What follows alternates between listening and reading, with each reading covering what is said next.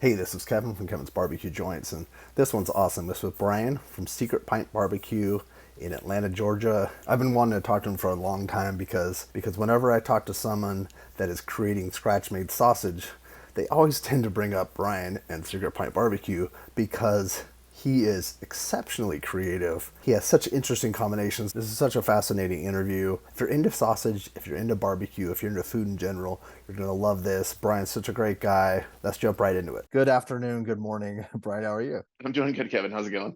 I'm doing good too. I'm just glad to finally get this together. I know you've been busy. How are you feeling physically? Good. I mean, so when I had COVID, it wasn't as big a deal as I think other people. I had done the vaccines and had the booster through like last year, so I may have gotten a less potent thing. Yeah. So it was honestly like I've had a worse flu actually. Well, you're based in Atlanta right now, but I wanted to know what your backstory really quickly. Did you grow up in Georgia? Yeah. I grew up south of Atlanta, like kind of like Metro Atlanta adjacent. I was probably like, depending on traffic, 30 or 40 minutes from the Atlanta center, a Okay. town called Fayetteville. Yeah. Heard of Fayetteville. What was that? Was Okay. there, were you involved in the food scene? Because how did you get to where you are today? What's the journey? I mean, like, I probably like I consider myself part of probably the Food Network generation. You just Hmm. grow up watching, and the Food Network's kind of on. So you're watching like Emeril and Ming Desai and Bobby Flay and all these people cook, and so that's kind of how like my interest in cooking went. And then like in high school, I worked for Chick-fil-A has very like a couple different variations, especially in Georgia. So I worked at a place called the Dorf House, which is like half fast food, typical Chick-fil-A, and half like sit down restaurant. I know they have that. Yeah, like I mean, they serve burgers there. Like it's like they have a grill. Like one of the biggest things is like, even though it's a Kentucky dish, they make a hot brown there with like diced up fried chicken instead of turkey. I didn't know that. Wow, this is so. Was that Yeah, a like concept or was it something that they have multiple locations? they they've kind of been paring them down, but yeah, they're throughout Georgia. There's a bunch of different Dorf houses, and so like at the front of the building, there's this little mini door that you can actually walk through for kids, the Dorf house. And That's cool. so I worked there in high school, and then I didn't really like I didn't want like I was thinking about culinary school, but I didn't do that. I wanted to go to film school, so I went to kind of a median college, and then I was going to try and go to SCAD. And college wasn't my thing, and so I got back into cooking. But after like a long journey of doing other odd jobs, What kind of jobs? I mean, so for about 10 years, I was a post production audio engineer for audiobooks. Are walking tours, is that something that people can you get that in every city? Is it other ones? I guess there would be, right? I didn't even think about that. Yeah, like we got contacted by a company and we started producing. I think we did like 50 for different cities throughout the US. Like New York had very like variations of different ones. Like we I would didn't do know like a standard New York sightseeing, and they also did like a gangster and crime inspired one. that. That's So I wonder if there's yeah, one for LA. I'd love to do one before. I think I did do one for LA. I think it was not. I don't know how Driving, it'd like be there's more only driving tour probably. well, like you had to find like certain sections that were walkable and you had to do it within a certain number. So like it's a very small subsection of LA that you could do. Like certain cities just didn't work out like the way they wanted it. I think when I did LA, it was like the old courthouse and that kind of thing. Interesting. But so then did you Yeah. have any background in audio at all or No, I'm just kind of decent with computers and stuff. So a buddy was like, hey, you want to, do this entry level position at this company. And so I started like basically with the do quality control, and it's not like a very glamorous job. Most people can't do it. It's like you have to listen to an audiobook by a narrator while reading the script and kind of find like pronunciation and errors while they like anything they don't say correctly. So you can take notes and pull the audio and give them like a track so they can like re-record those lines and make sure everything's right. that's interesting. That's something that I would assume like there's a lot of stuff that goes in the background of either animated movies or audiobooks or things that you probably have no idea. And probably to a lot of people it's pretty boring, but it's something Yeah. that yeah, it's a job. It's there's things that people Yeah. you need someone to do that. Yeah, I mean, you do a lot of really bad books, or you do a lot of books with like I think I did a 30-hour book with a lot of German pronunciations, so that was not like fun. But then I That's like worked my crazy. way up and like learned the mastering chain and kind of started doing like more of the back end post production work on that stuff. Oh, that's cool. But then you in the back, were you always cooking during that time? I don't know, always done barbecue. If you're in the South, it's kind of just a thing. Was really into barbecue. Like I had a green egg, that kind of thing. And then had brisket for the first time at Fox Brothers. And then I looked in like kind of what they cooked on, and it was like these big industrial Southern prides. And I'm like, oh, I'll never be able to afford that. I can't cook a brisket. Then that was like my train of thought. And then I saw the No Reservations episode where they went to Austin, the trip to Franklin barbecue, did some research, and he talked about starting on like old school offset pits. So the first thing I did was like find the cheapest pit I could order off of Amazon and set it up. And it was like Super millimeter thin. thick aluminum. Like it's terrible. And so I started cooking briskets.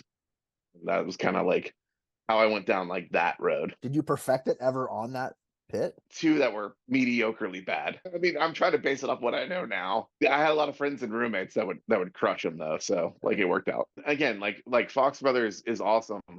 Like we were 30 minutes outside of Atlanta, and so if you went to Fox Brothers at the wrong time on a Saturday or Sunday, you're gonna wait like an hour and a half to like get a table. And their parking situation is not great. It was like I can cook a brisket here, we can have it, or we can go like wait around for it's not the same culture where you like have a beer and wait in line at a place in Texas. It's like you're sitting around kind of like waiting for your beeper to go off like at a normal restaurant. Yeah, no, so it's not as exciting, and you don't have that camaraderie and talk to people in line. What did you graduate to then from there? Or did you go travel to Texas at all? Or? No, so I hadn't done Texas, and then about 2017, 2018, I was like, could I get like a bigger pit and kind of take this a little more seriously? So I did some research, and like Primitive Pits, I don't even think had a website at that point. So I kind of saw their stuff like on Craigslist, but I was confused by it at the same time. So I found like a local pit builder in Georgia, and I had them, they kind of built reverse flows. And they're a bunch of like welders, they're not engineers. So I had them build like kind of a makeshift offset. And if I could go back in time and redesign some of it, there's so much I would change. So it was probably like I would say size wise, like 130 to 160 gallon in terms of like size. I could fit like 4 briskets and 2 pork butts on there. And were you just giving that away to friends or like doing deliveries or? No, so I started out like cooking a lot. Yeah, I would give some like friends and family, and then I started like underground pop-ups. I saw like Oh, with what that Bert, pit? yeah, with that pit. I saw what Bert Bachman was doing in LA, like Moose Craft, Dane's Craft Barbecue, what they were doing. And so I started just like sending out notifications on Instagram or Facebook. It's like, hey, I'm gonna set up in a friend's driveway. I'll give you the address. Just message me. I would just ask for donations to pay for the next cook. So they Wow. would come set up. I'd set up a couple tables. People would come, and I did like 4 of those in 2019. So crazy how inspirational that was and how because it was so exciting for me to like to know that Bert existed. Like when I started to see things on Instagram, I'm like, wait, and I had to find him, and it was like it was very he had to give his address very like he had to kind of barely tell you where it was. It was just really it was a really fun time. And then it's interesting now how inspirational that was to other guys across the country because and it in Texas too, because Texas, I think yeah, Dane was there was probably like a handful of people doing it in Texas as well. It's also like probably the YouTube videos came out, like the Business Insider stuff, where they covered Bert and they covered Moose. I was like, okay, that's kind of how you start without getting like all the licenses and a Yeah, commissary. And never, like I said, I never charged. I always just asked for donations so I can pay for the next cook. Because like, I'm just like, I want to make this as like legally loophole yeah, yeah, as yeah. possible. That's a smart little loophole that you create. Yeah, Yeah. but you were cooking off of that makeshift pit, right? It had a square firebox, and then it had like this elevated grate with these large openings. So when they do reverse flow, they would just throw a ton of wood in there, and you didn't have to worry about having a coal bed. But the way I learned is you kind of have to have a coal bed, so all the coals would fall through these grates. So I started having to buy like, or I had to go like Home Depot and get, I can't remember the type of like metal it was with like the cross stitch pattern, so I could just like set it over this thing so I could actually have some coals to keep fire, because I was having to come out like every 15 to 20 minutes and like Uh, open it up and kind of get it restarted. And that leads to super long cooks. I remember having some cooks that went like 24 hours on that thing that's it. until I You finally couldn't like hold learned temp. how to do it. Yeah, yeah. Oh Lord, that but obviously you were interested enough to continue doing that. It's kind of a bug once you start doing live fire cooking and cooking with like real wood and not charcoal or doing like the pellet grill stuff. You either like you're like this is too much work or you're like, oh, this is the only way. And it's more of like out of frustration that you keep going. Uh-huh, definitely. You're like, I'm gonna get good at this. I'm gonna get it to where I can actually manage it. Because I do think there is a flavor difference between using like real wood. So then how did you get to, because I know that the pandemic created a situation where you were able to, like, that was part, the pandemic kind of builds into the story of what you've been doing. But did you eventually get a primitive pit? I forget what kind of pit you had. Yeah, I did get a primitive pit. Okay. So the pandemic, what ended up happening was brisket prices shot up and I kind of stopped cooking. I was supposed to have my first like real pop up in April and the pandemic happened, that shut down. Brisket prices shot up, everything shot up and I started cooking. And then brisket prices came down. I just started offering deliveries to the back half of like 2020. And so that kind of got me momentum. And then I got my primitive pit 500-gallon in February of 2021, right before I started doing pop-ups. That time, like, what kind of menu, what were you doing for delivery? Brisket, ribs, pulled pork, sausage, some pastrami, sometimes beef ribs, and then I would have like two sides. I would do some mac and cheese, or I would do cold sides. So I would do a sweet potato salad and coleslaw.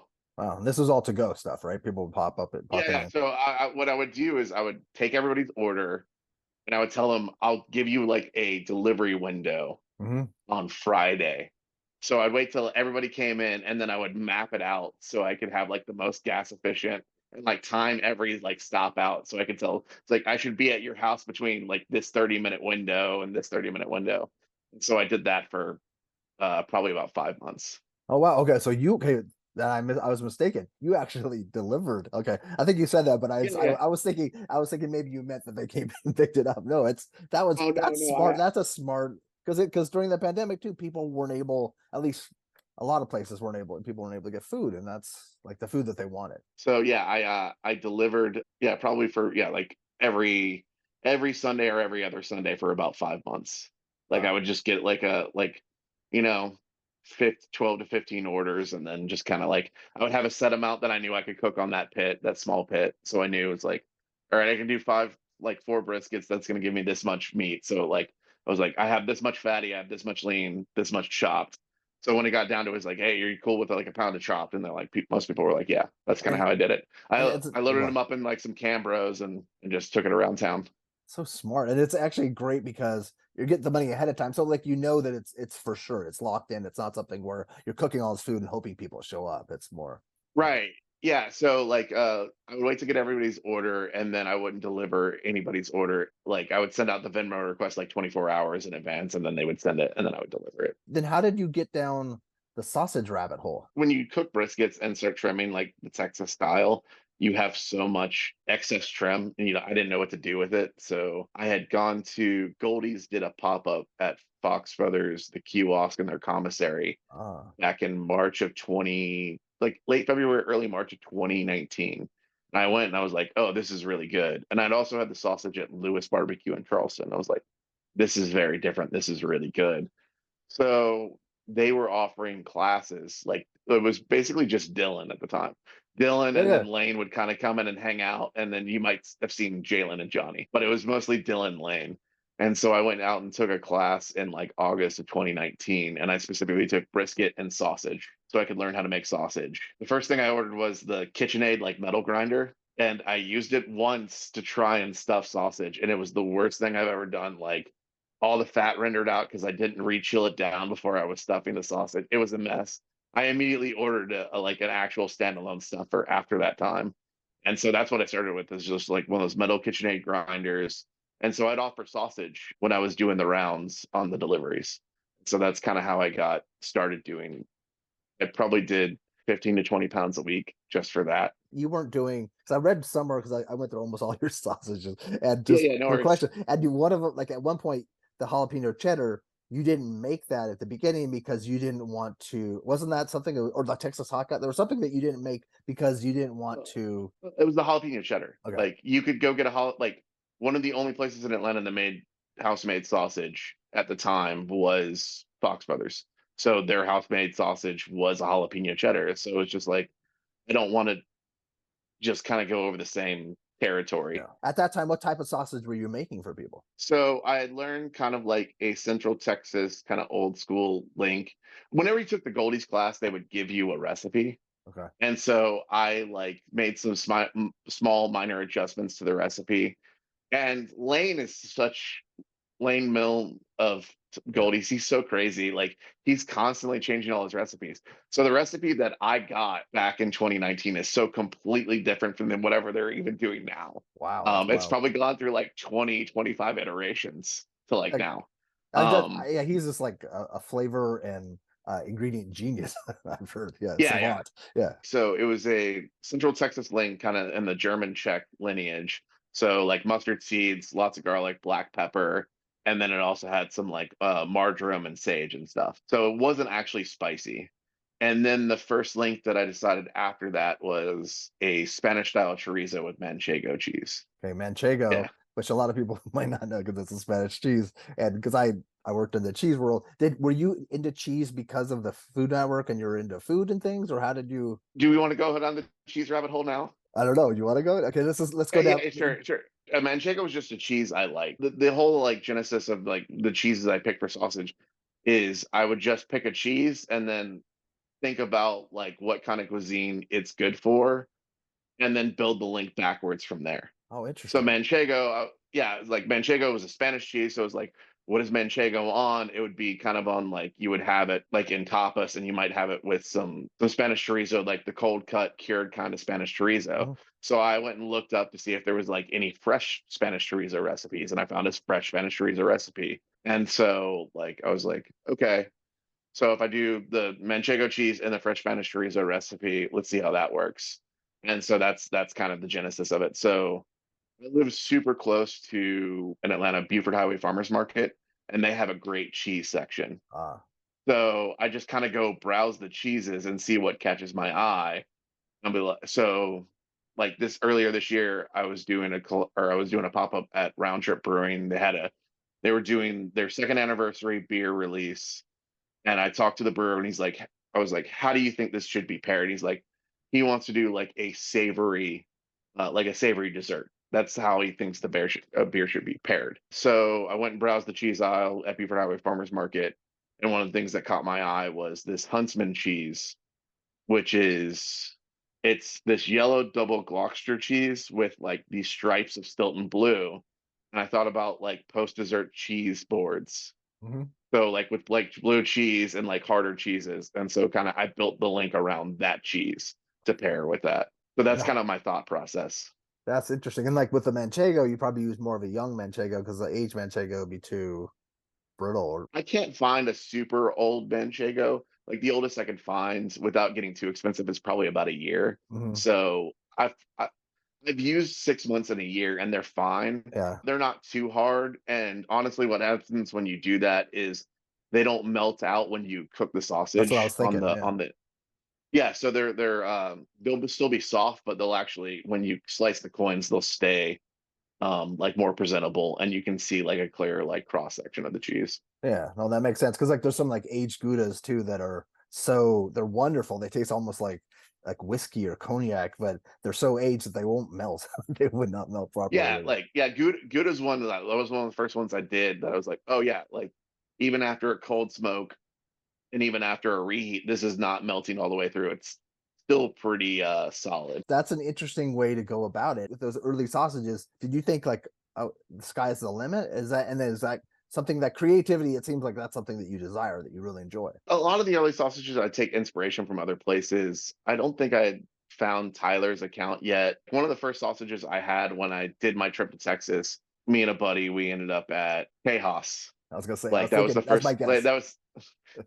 that was our second stop and on our trip. And so we had the chili relleno. And so I was like, Yeah. okay, well, if I'll do one inspired by the chili relleno. So that's kind of how I did the roasted poblano and pepper jack, and that kind of evolved into the roasted poblano Oaxaca. Again, I'm really lucky where I live. The farmers market I go to, it's actually got two different cheese sections. It's got like kind of a European like broader cheese section, and then it has like a strictly Mexican cheese section. Oh, So they'll have like asadero and cojita or cotija and queso Oaxaca, and like they would have different types of Oaxaca, and luckily they have a whole milk Oaxaca, which not a lot of people have oh, access to. And then they also that you can buy it pre-pulled too, so you don't have to get the ball and pull it. So I could go in and buy this pre-pulled whole milk Oaxaca. oh, that's crazy. And that's what's when I was going through your sausages, and I don't know if any of these people would be listening, but I don't know if your customers realize how good they have it. Like maybe they do, maybe a handful of, but there's got to be like some that are like, oh, this is just great sheet, like great sausage, but not like this is friggin' nuts. This is really good. Like honestly, I am super impressed with what you're doing. No, I appreciate it. No, I've had people tell me that like they're I have certain people that come just for sausage. Oh, cool. So it's really cool to get that like recognition from them. And some people know like how many different like how crazy it is to pull off like multiple sausages at like a pop-up event.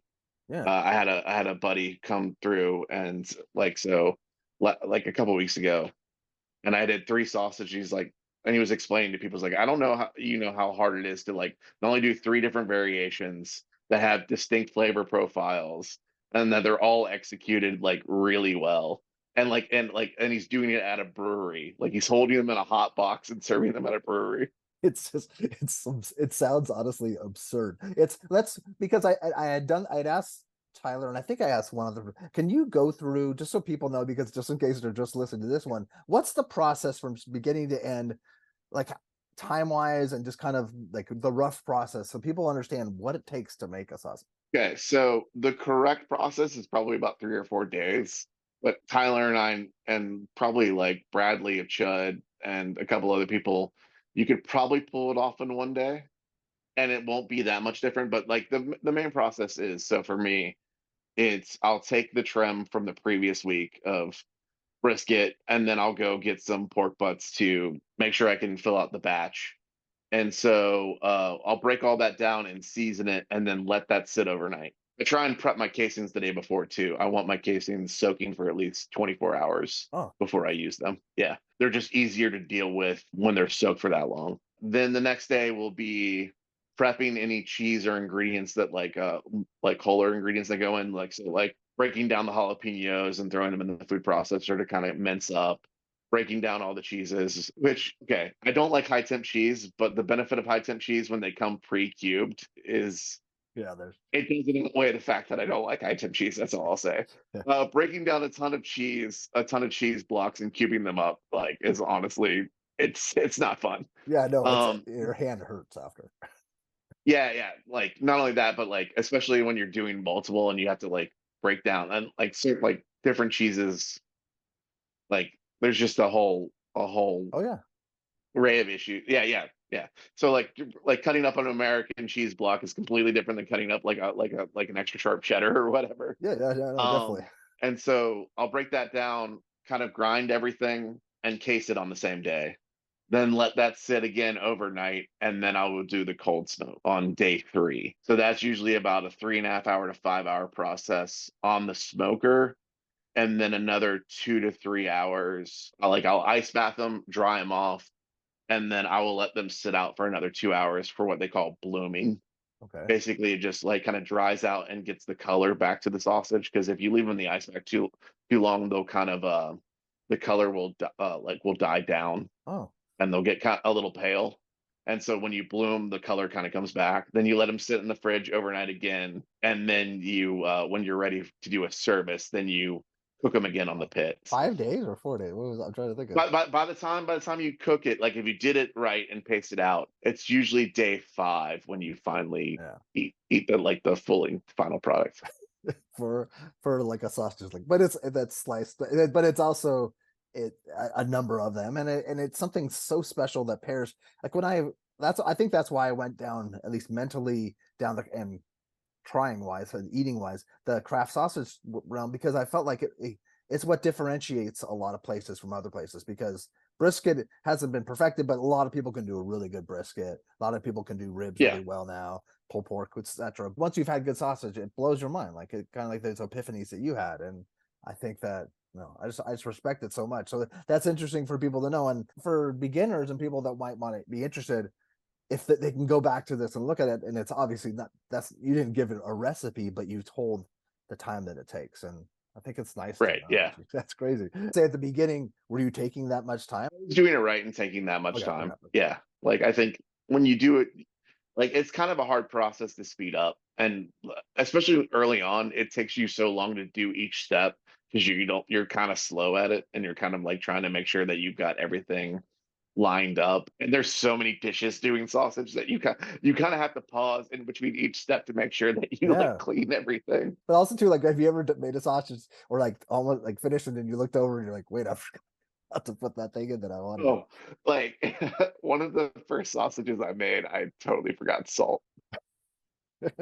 Yeah, it was Yeah, terrible. Like, yeah. yeah, I had gone through everything, and this is why one of the steps that you should do is after you grind and kind of mix everything, you should make a test patty and test it out, make sure all your flavors are good. Oh, And I know that like at Goldie's, they do that every batch they make. They fire up, they're frying up 5 to 6 test patties on Sunday when they're making sausage just to make sure that they got all the like it's not too salty or it's not under salted and that like everything tastes right. I have definitely forgotten salt in one and it was terrible. I've never heard of the test patty thing. That's cool. That's a smart. That's makes a lot of sense. Yeah. You can't eat it raw, Um obviously. So, yeah, you can't well, I mean you could you eat like a could. little bit raw, Yeah. but yeah. So thank you for that primer on. And I wanted, before I forgot too, because I have a lot of questions. The Secret Pint, is that, does that have something to do with a metal song or a band or something? Or Yeah, okay. So that's a song by a band called Mogwai. Mogwai? Okay. And I don't even really I'm a big fan of Mogwai. I'm not even really a big fan of that song, but that like title stuck in my head. So when I was originally thinking about a name, Secret Pint stuck in my head because I thought about like being Southern and kind of like or moonshine and rum running, kind of a Mm, secret pint. uh-huh. So like my original logo was gonna be like an empty mason jar glass. Ah, that's So cool. that's kind of yeah. And then it kind of went to this logo, Gotcha. kind of morphed into that, yeah, later on. And Mogwai is, was that a gremlin, right? Wasn't that gremlins? Or Yeah. That's what a gremlin is before they become a gremlin. because at first I'm like Yeah, Star Wars. I'm like, no, no, Moglins, gremlins. yeah, Mogwai. And then you have like, you have some sausages named after metal songs too. Like, are you in, you're into metal, right? Or Yeah. I'm into metal, so okay. like I've named them kind of out of a couple different things. So more recently, I've been naming them after like metal songs or metal bands. So I did one. So it's funny that you mentioned that you worked at Murray's. My Kroger has a really good cheese section with Murray's cheeses, and I saw that honey goat Gouda, and I used it for some reason. Honey or goat stuck in my mind as like a Kentucky thing. And so I named it after a song of a like a hardcore Kentucky band. Wait, Yeah, and then I did an so, Italian inspired link, and I named it after like an Italian death metal band. and I've Googled some of them too. Like, well, Deep in the Willow, that was right. That was the Honey Goat Gouda one, right? Yeah. That's named after like the Knock Loose singles that just came out. I listened to that one, and then which one was the one that was named after? I'm looking to see, after the metal band from Germany. You said Oh, from the oh secret. That's the name of the band. the Secret is the name of the band. Ah, okay, okay, Yeah, that's and then cool. like I did another Italian link, and I called it the Morricone after Enzo Morricone Oh because wow, it was like yeah, because he did the spaghetti westerns, so I was making like a Texas style sausage with Italian flavors. So oh that that's was kind great. of like my yeah, I that was love my that. that was my thought process for it. So you're having fun with that. That's cool. Yeah. I mean, sometimes it backfires. I did a blueberry pancake one, but I used sorghum syrup, so I just didn't want to call it like blueberry pancake. So I called it Baleen Morning after an instrumental band from Texas called Balmore. And people were so confused by the name, they just didn't order it. And so we were sold out of the other stuff.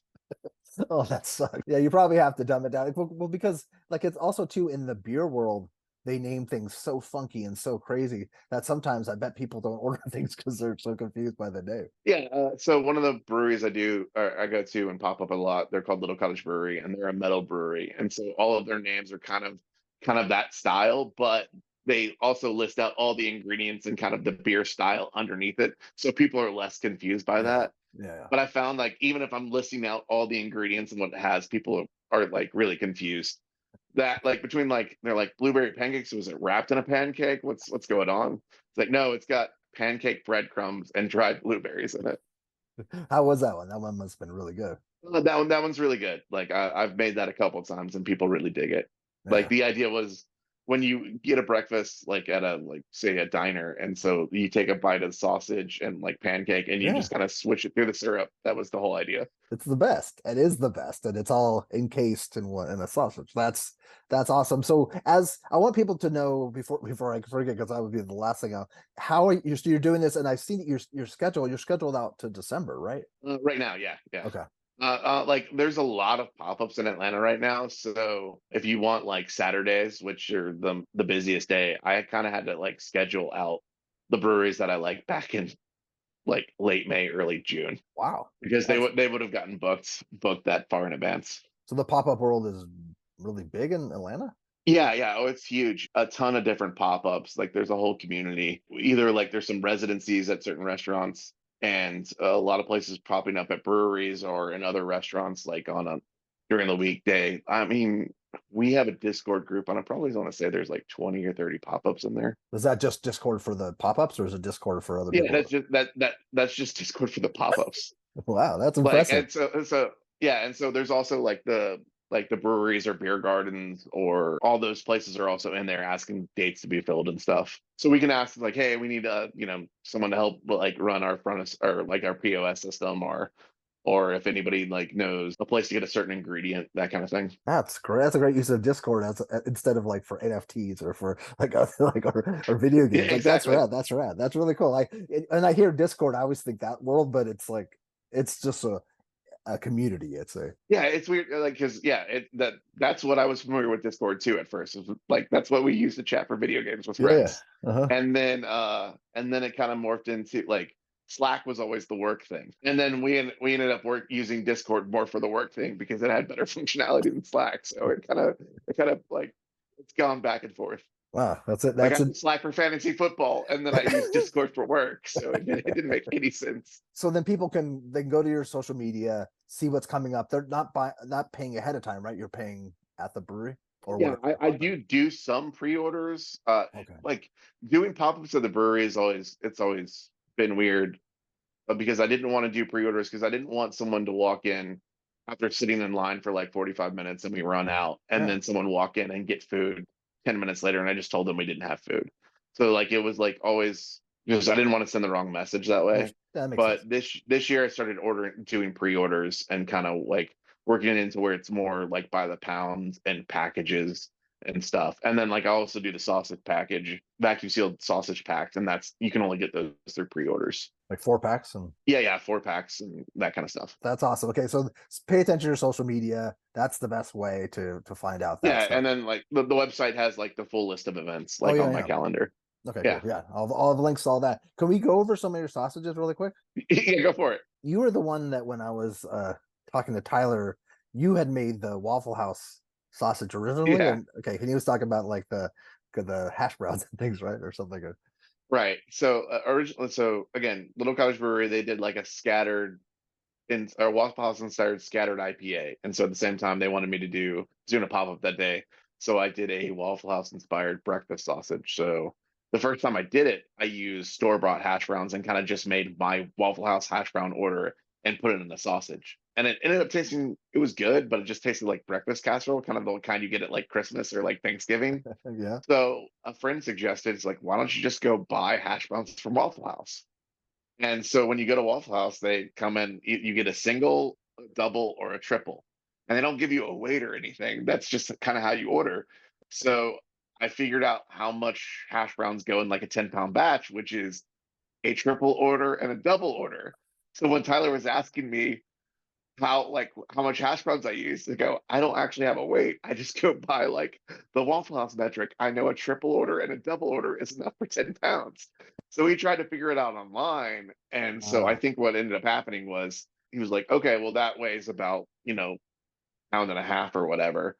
But then so we cooked a pound and a half of hash browns and it cooked down. And so it wasn't enough. oh, okay.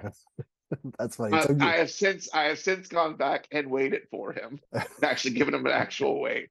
But like in my head, it's like, oh, that's the measurement. Like everything else is like in grams and like set weights for everything. And like this is the one thing that I just do this really weird rudimentary way because that's how you order hash browns from Waffle House.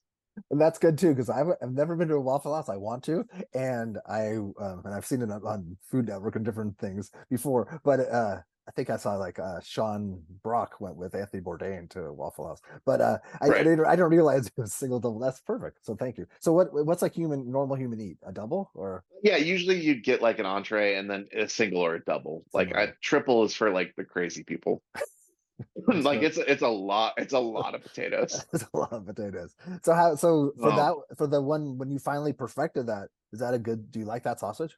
yeah, like a lot of people really like that sausage. And it was funny, like what I didn't realize that when I was using hash browns from the store is there is a distinct smell and flavor from hash browns cooked at Waffle House, from the oil they use to like the flat top they use. That when you cut into the link, you can totally still smell that smell. If you've Oh, ever had Waffle House, like it's a distinct smell and flavor that I wouldn't get if I did hash browns, that's like cool. cooking it in the commissary or whatever. Have people been blown away by it? Like I've been surprised by it. Yeah, people like when they end up eating it, that like, or when I explain it to them, they kind of just look at me really crazy. They're they're like their eyes kind of open a little wider, and then they usually order it, and they're freaked out. That's The other thing that Waffle House also has what they call an All Star, which is what they probably ordered with Sean Brock and Anthony Bourdain. So it's you get a waffle, eggs, or a waffle, eggs, hash browns, and like bacon or sausage. So I threw all of that in a link one time.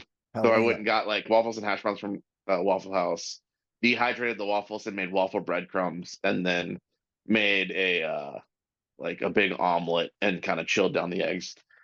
It was too much. The waffles and the syrup kind of dominated everything else in the link. It was a neat novelty, and some people really liked it, but it doesn't hold a candle to the like the just straight up standard like breakfast sausage, hash browns, American cheese. When you make a sausage that doesn't work out, do you tell people like, hey, I'm not 100% happy with this, or do you just kind of see what happens? I have the really bad habit, and maybe Tyler does this too. It's like if I work on something, I'm pretty much gonna like I don't really test it before. Like I besides like the test patty and then throw it on the smoker, I'll try it before I serve it, but I will make like a 10 or 12 pound batch, and that's like what it is. Like I don't do like a small like 5 pound batch because there's so much that goes into sausage. Like Yeah. it's really not worth it to make like really small batches, especially since like after you get done the stuffer, you're gonna lose about 3/4 of a pound anyway for the Hmm. stuff that like is at the bottom of the stuffer. So there have been links that I've scrapped that I didn't serve that I wasn't happy with. There was a boudin where it didn't cook the rice enough, so it had like kind of crunchy undercooked rice. So I didn't sell those. I gave them away and be like, look, and explain. It's like, hey, the rice is undercooked. If you want to just see the flavor and see what like if I'm close or not, I've done that before. If I make it, I'm pretty much gonna serve it. Well, that makes sense. Are there people? I want to go through a list of a number of your sausages and talk about them. But are there people in the sausage world? We mentioned Tyler. Are there other people that you follow or that you're interested in, or that are part of the craft sausage world that you will check them out online a lot? Or Yeah, Lane and I talk a lot about sausage. Lane at Goldie's, and he'll make fun of me if I do something really outlandish. So like I just did one with gnocchi and like fried basil and stuff, and he messaged me. He's like, I listed all the ingredients, and he goes, "You forgot the kitchen sink." of course. Grasslands, those guys, I like to see what they do, and we talk about some sausage. Little Don at Big Don's of Big Don's Meats in Perth, Australia. Uh-huh. The stuff they're doing out there like is really wild. They probably have the biggest snags in the game. Like they look enormous. If you've ever seen a picture, so I'll talk to him for a little. And I mean, Fort Grove barbecue. We've been talking a little bit about sausage and like some of the ideas that he's had for different links because I know they just worked on like a chicken bacon ranch. So Oh, I've exciting. never done a chicken sausage. That's like chicken and turkey and poultry. I've kind of stayed away from. I Mhm. stick to pork, beef, and then I've done one lamb link. Bill Dumas. I do follow him. Like his stuff is pretty way out there. Like I don't think I would ever do the peach pie sausage or like Yeah. that kind of thing. But like, I mean, he is kind of the, I guess, the post old school Central Texas. Like he was kind of one of the first guys that was really going out and like he's studied the whole thing and he's got his own methodologies and stuff. And he was the first guy that was kind of taking that I know like on a bigger scale was taking all these different like dishes and stuff and turning them into a sausage. Hmm. I mean, I want to have a stuff at some point. I just haven't had a chance. Bill Dumas at Brotherson's. Yeah. Bill Dumas with Brotherton's. Yeah. Maybe I will try like the what is it, the pecan pie sausage at some Yeah, yeah. point, but Uh-huh. that's just like wild to me. And that seems like, and like Brandon Hurtado, he's doing some really interesting stuff. Dane, I've heard Dane's sausage is amazing. Yeah, I did get to try Dane's like 2 years ago. Yeah, so I got the chicken cordon bleu, the jalapeno Havarti, which is really, really good. I had never thought about using Havarti in a sausage until I had that, and so I've since used Havarti in a couple different sausages. Trying not to do jalapeno Havarti because that's a Dane's thing. That link's really good. I didn't get the sausage at Leroy and Lewis, although I would like when I went. Trying to think of who else that I had that I really liked. Micklethwait was doing McAvoy, really yeah. good sausage. Mhm. Yeah, That's something that's it's more prevalent. Like people are doing it, but also people maybe would do one or two. They wouldn't do like you and Tyler and Wacky or Grassland, like doing stuff where it's like totally different every week or every 2 weeks. So when I talk to Tyler, he's like, "Yeah, different." I'm like, "I don't repeat myself much." I'm like, "That is mind blowing. Like that's a lot." that that's pure insanity. I've definitely repeated links, especially like people will ask, "Can you bring this back?" or whatever. So like, I'm doing the Gnocchi link again this week. I'll do a slight variation of it, but someone asks like, "Hey, I was really interested in that Gnocchi link." So it's like, yeah, I'll bring it back. Taiwanese, like, do you have some connection to Taiwan, or did you go to Taiwan or something? No, no. So the pop up that I did a collab with Mighty Hans, Fu Mao's son is of Taiwanese descent, Okay, and so he was like his pop up is doing Taiwanese American inspired dishes. So he'll do a okay. brunch. So he does like one of his items for a brunch is a scallion pancake, but he does a like a bacon egg and cheese scallion Oh, that's pancake. cool. Like yeah. So he hit me up to do the collab. And so I just looked up like what kind of Taiwanese street food, kind of their version of barbecue, what they do, and then kind of decided, all right, so like they have like a pork belly sandwich where they would grill the pork belly strips over like a live fire and then kind of chop them up and grill it on a plancha with like onions and green onions. So we built a sandwich kind of like that. Wow, that's really Yeah. cool. Did you make a Taiwanese sausage, or did I read that you're Yes, trying yeah, to? yeah. The Taiwanese sausage is really crazy because they have a dish out there called small sausage and a large sausage. That is like the actual translation. And it's these little, like, super garlicky, sweet Taiwanese sausages. And then they make basically a bigger glutinous rice sausage. So it's Yeah. literally a casing filled with like glutinous rice and like boiled peanuts and garlic and Oh, some other ingredients.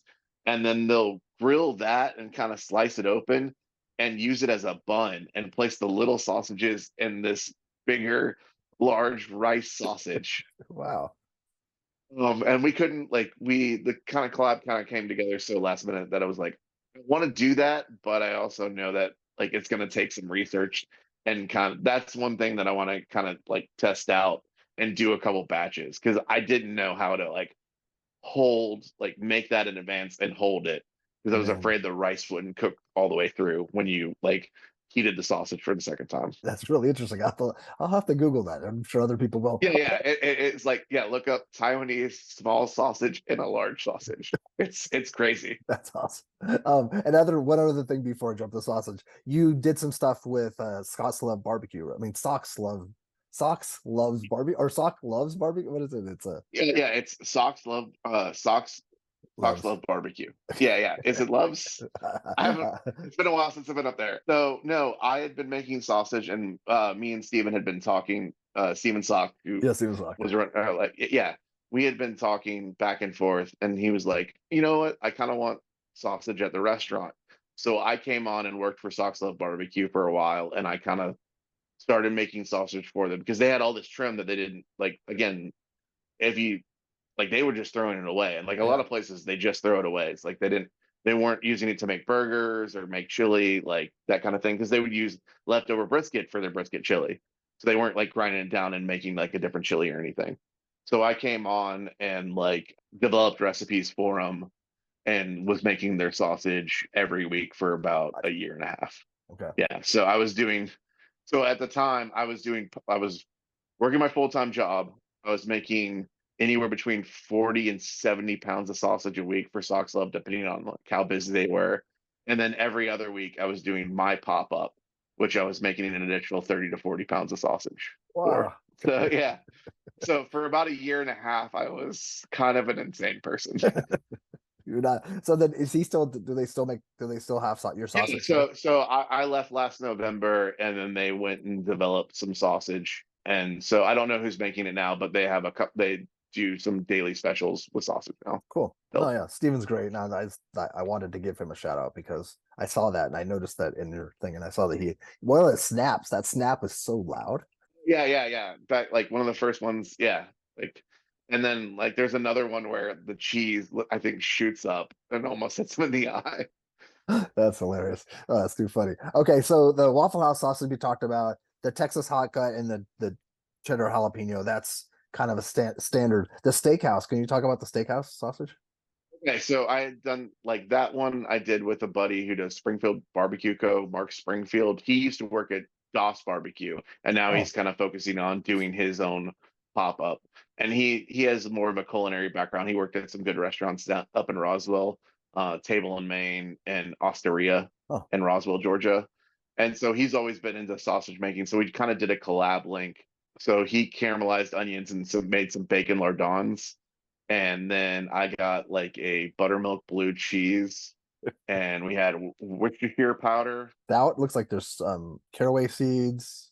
Yeah, caraway seeds. I think we may have used like a stout in there. It looks like stout. Um, Insomnia breakfast stout. yeah, like yeah, from the brewery Variant, that we yeah. were doing the event. Yeah, Okay. very insomnia breakfast stout. Yeah, so like at the end of the day, like it was kind of just like the reason why we thought about, oh, white pepper. Anytime I do like something beefy, I like Worcestershire and white pepper in the Mm. link.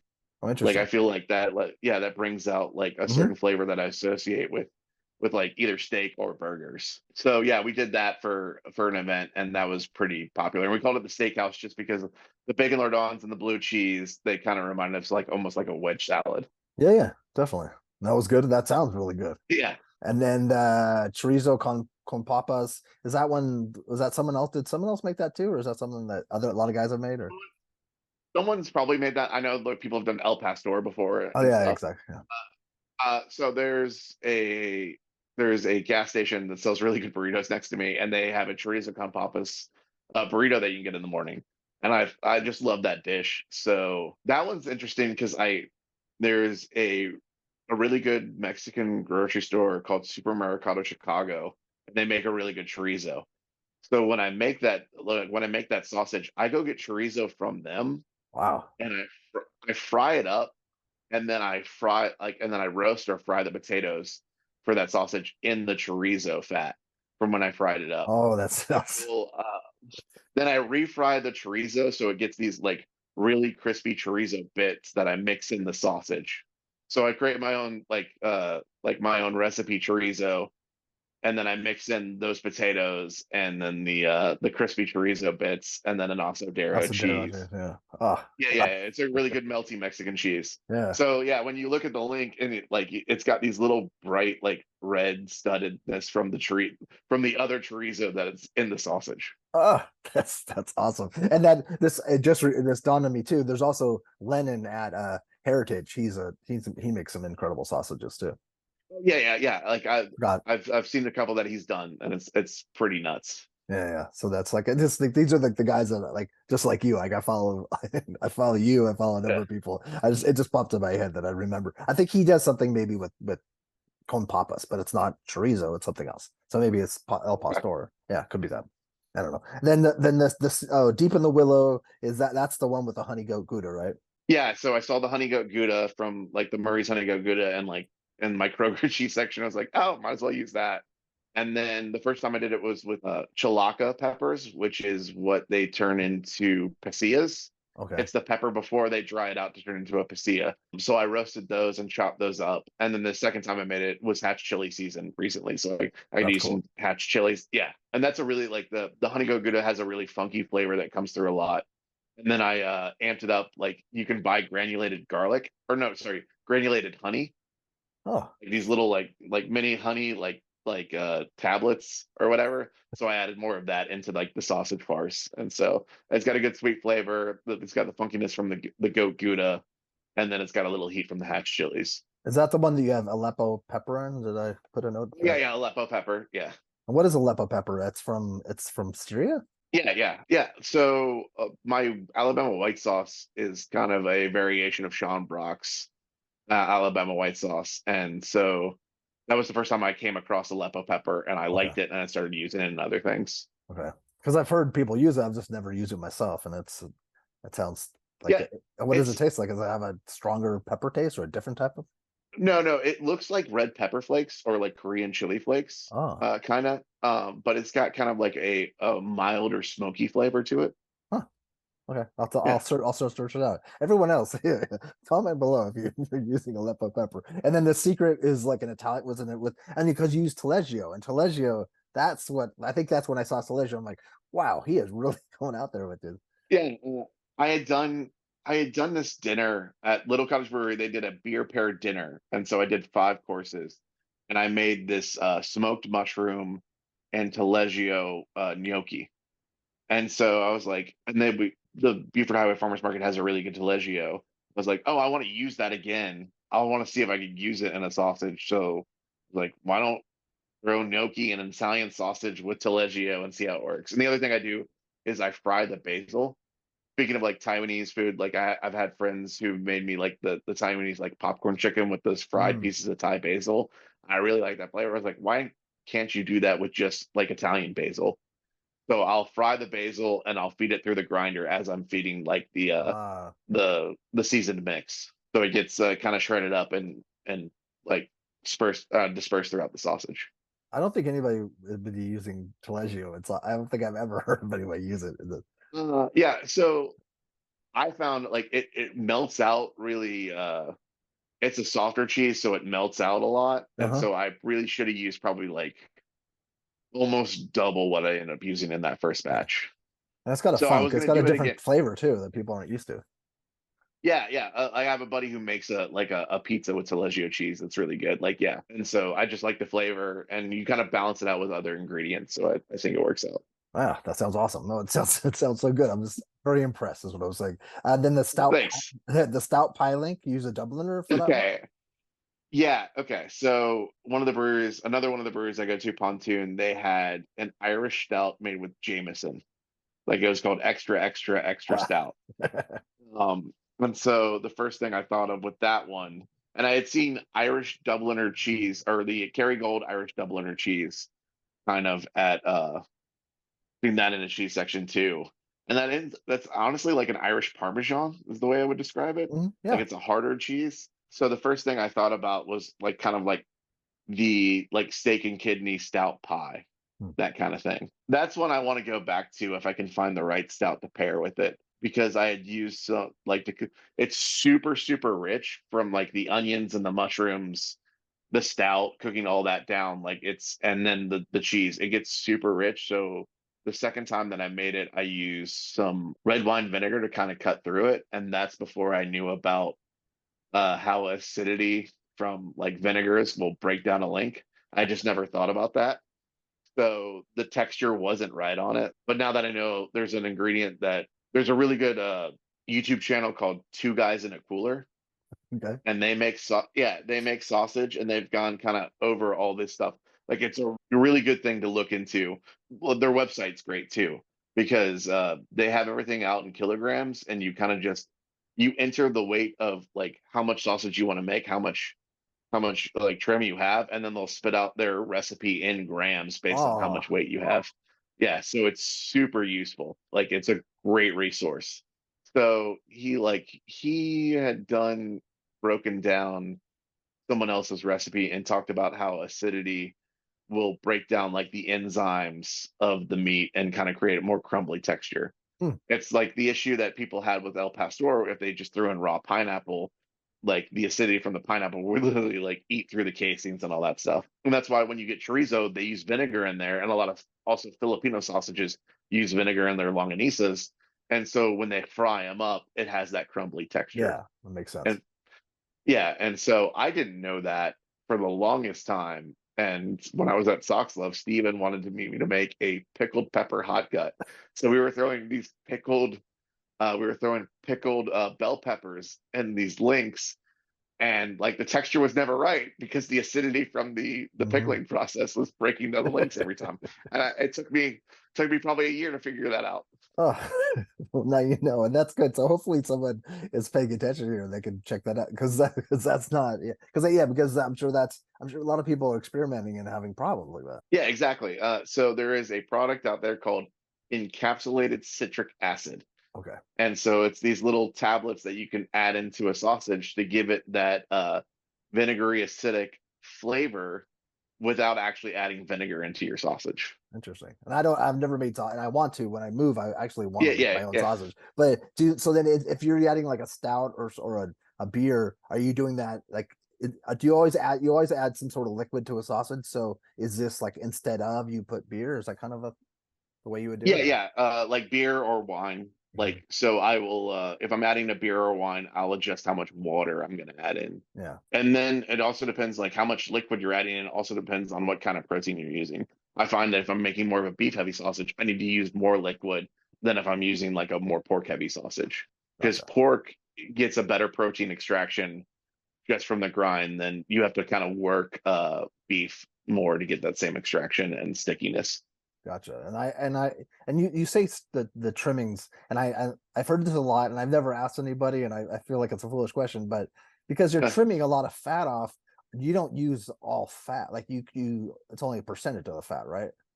Right, yeah. So I'll take all the trim and I'll try and if I have enough time, I will separate the fat from the actual meat section so that when I weigh it out, depending on what sausage I make, I can make sure that it like so for my standard sausage, usually 70-30 meat to fat. Okay. So I can make sure I have that right ratio.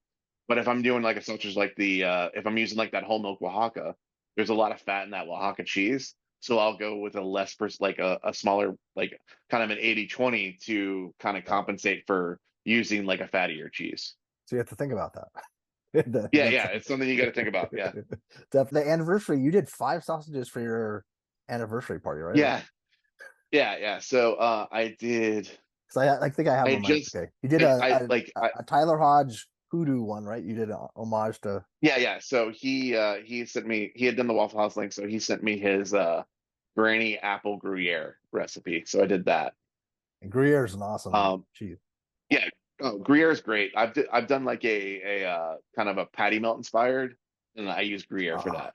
that's awesome. So that so you Yeah, so how so that it's a Granny Smith Gruyere cheese link. yeah, yeah, yeah. Ah, So it's a yeah. It's got Granny Smith apples, Gruyere cheese. And then honestly, I can't. I've done so many that I don't know the yeah, exact recipe. I had just done another collab with a Korean restaurant, and they had given me their bulgogi marinade, and so that's one of the sausages I made. Like I yeah. did bulgogi with their, and then I roasted their house-made kimchi and put it in the sausage. Nice. And then you did the Manchego one, right? For that. Yeah, that's kind of like that's one of my most popular. It's also one of my most expensive sausages I make, I just could yeah, because. Manchego cheese. Well, a manchego, and then I also go. I'm kind of crazy and I try and make it kind of like region accurate as possible. So I will import or I will buy like imported Calabrian oregano, which is a thing. I, Um, I love this. so You're insane. This is yeah, awesome. It's great. Of yeah. So like it does have like a different kind of flavor profile course. than like standard oregano or Mexican oregano or like there's Tuscan oregano too. So Mhm. yeah, I import that and then make sure I get like a Spanish Verdejo wine and there's something else. Oh yeah, the two types of Spanish paprikas, the sweet and the hot paprika, Oh the yeah, they're different. pimenton Yeah. paprika. Hmm. Yeah, yeah. So when you add all that up, it's a really expensive link. So I had been doing that, and I said I think I made a post one time. I was like, I'm throwing it into my Disney vault. It'll come out later. I'll re-release it later. That's hilarious. Well, okay. All those things came out of the vault. So I don't know. Yeah, Yeah. yeah. So What you like have? it You was have my your anniversary. Secret Pint Yeah. Plus when it comes out on Secret Pint Plus. Yeah. Yeah, Secret Pint Plus. That will be my like my monthly subscription. Yeah, for a sub. Yeah, that's smart. But that's that. Okay, you know what? 'Cause when you're talking throughout this whole thing, I kept thinking your pantry must be like expand. Like you must have so many different random things from all these different sausages you made. Yeah, there's it's kind of insane. Like I have like a base set of ingredients that kind of go into most every sausage. So That's good. that's yeah, but then yeah, there's all these little different ones. Like there's maple sugar for the breakfast ones. There's Uh, like the granulated right, honey. honey. Yeah, There's that was. I just got like fennel pollen that I started using in some sausages. A bunch of different chili. I did a Szechuan hot gut, so I have like Szechuan peppercorns, then the Szechuan dried chilies, and like a Szechuan dried chili powder, and like all sorts of stuff. Was that one hot? Yeah. So, and then I made it hotter by we like when I served it.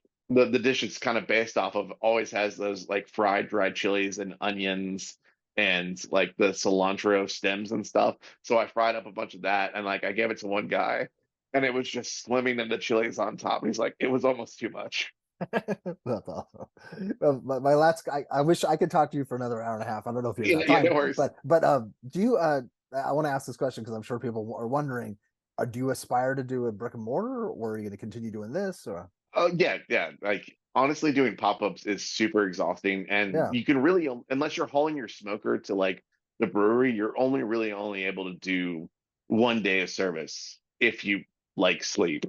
yeah, Because like by the time you get back, so get back, unload from a pop-up, you're usually back at like 6 o'clock. So if you started to cook, then you're not going to get done till 6 or 7 o'clock the next morning unless you have someone at the commissary on your team that can manage the cook, or you're hauling your yeah, smoker so you can watch the cook at the brewery. You're really only going to get one service every other day at best. A brick and mortar is always the goal. It's just finding the right real estate that allows something to be financially viable. Because if I do something, I don't want to do it 7 days a week or maybe even 5 days a week. I want to kind of do the 2 to 3 days of service, yeah, like the Friday, Saturday, Sunday, or like Cadillac Fridays, or they're Thursday, Friday, and with some Saturdays, which is insane to yeah. me. That's so crazy.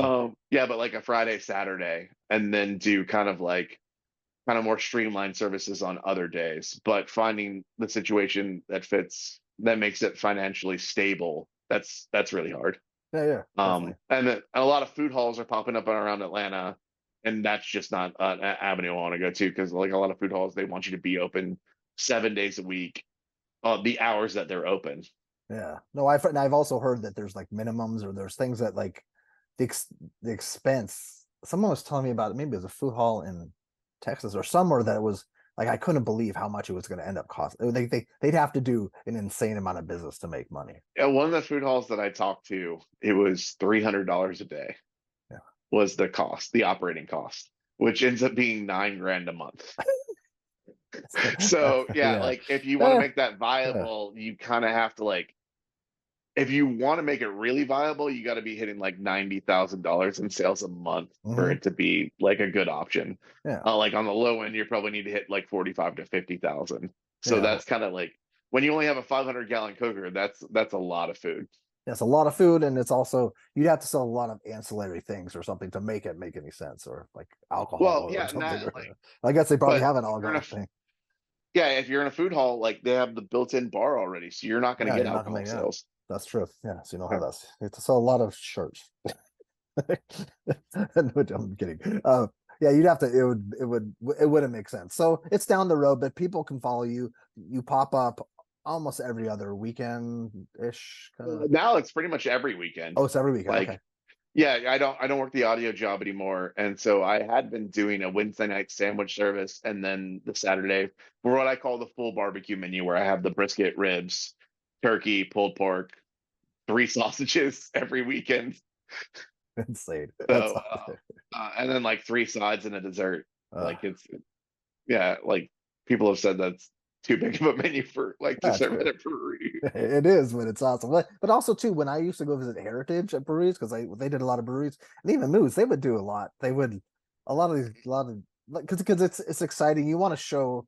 what you can do, and you want to show you're excited about what you're making. So I could see that. But yeah, you're probably smarter to pare it down, but still, I'm Yeah, sure. yeah, but like if someone shows up and you're like, "Oh, you don't have ribs today," and that the whole reason they showed up is because you have like they like your ribs. It's kind of Yeah, yeah, no, that's tough. it's a catch 22. It is a catch 22, and but also too, like that happens at restaurants. At restaurants, people get there, like say you're open till 5 or something, and they get there at 3, and all that's left is pulled pork. So Yeah. they give you a 1-star Yelp review. So it's just there's yeah there's the food industry is an industry, interesting beast. But I'm so happy that we finally got this coordinated and talk. I'm so excited to visit you. Has Daniel visited you? No, the last time he was in Atlanta was when I had COVID. Oh, But okay, he was all right. also yeah, he was also only like in Atlanta on a Thursday. So he was hitting Yeah, up I think like it all the was restaurants. And I don't think he goes to pop-ups. Like you not kind of have much. to have a brick and mortar. Yeah. Yeah, kind of have to have a brick and mortar. There's something. It seems like yeah. Sometimes I'll see him randomly hit a pop up, but it's mostly they have a physical address. Yeah, that's right. But I'll Right. but if like I'm sure I've seen him like stuff that you but I've also seen like he follows you on Facebook. So I can there's certain people that they're like the little like avatar I can see. So I saw that. I Yeah, think I was yeah, looking. it was yeah, it was only a recent follow. Like that I didn't a lot of people when they get the follow, they post the Instagram thing. It's like I finally got the follow from Daniel Bond. I just sent it to a couple friends. Like, okay, I made it. Yeah, well, hopefully I can visit before Daniel. That's my goal. I want at least one place before he Yeah. goes to it. But cool. Well, thank you so much for taking the time. So I'll talk to you soon. Great. All right, cool. Good Thank talking to you you, so Kevin. much. Good talking to you. Bye. Not a problem.